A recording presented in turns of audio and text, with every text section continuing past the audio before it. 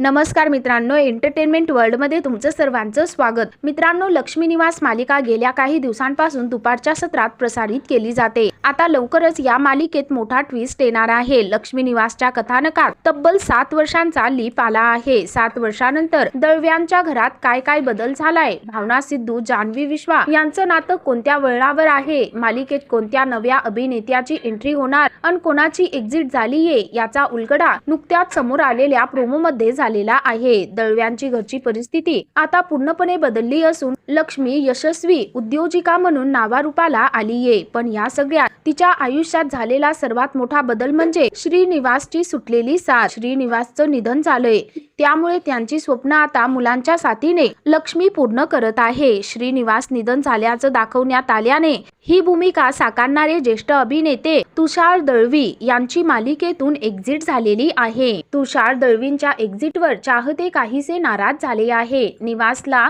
का गायब केलं, याला काय अर्थ आहे? लक्ष्मी निवास या संकल्पनेतून निवासलाच बाजूला केलंय. अरे, श्रीनिवास लीड आहेत, त्यांना का बाजूला केलं? अशा प्रतिक्रिया नेटकऱ्यांनी या प्रोमोवर दिल्या आहेत. तर मित्रांनो, लक्ष्मी निवास मालिकेतील या बदलाबद्दल तुमची काय प्रतिक्रिया आहे? खाली कमेंट करून नक्की कळवा.